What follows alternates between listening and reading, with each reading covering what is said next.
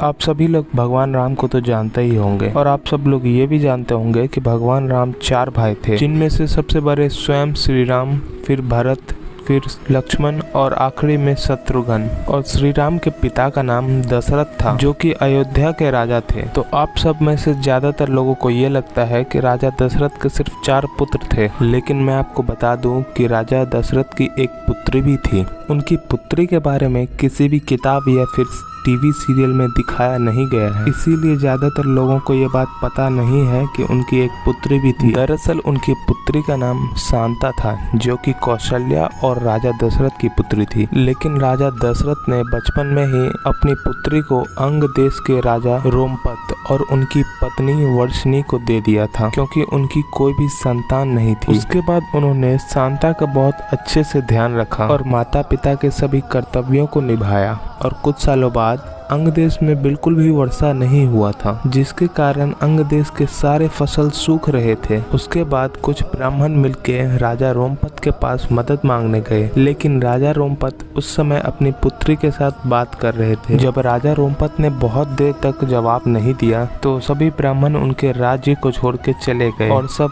देवराज इंद्र के पास गए। और जब सभी ब्राह्मणों ने इंद्र को ये बात बताई तो देवराज इंद्र को राजा रोमपत पे बहुत गुस्सा आया, जिसके बाद देवराज इंद्र ने उस राज्य पे कभी वर्षा न करने की कसम खा ली। इसके कुछ ही महीनों बाद उस राज्य में सूखा पड़ने लगा। सारे खेतों के फसल बर्बाद हो रहे थे, लोग पानी के लिए तड़प रहे थे।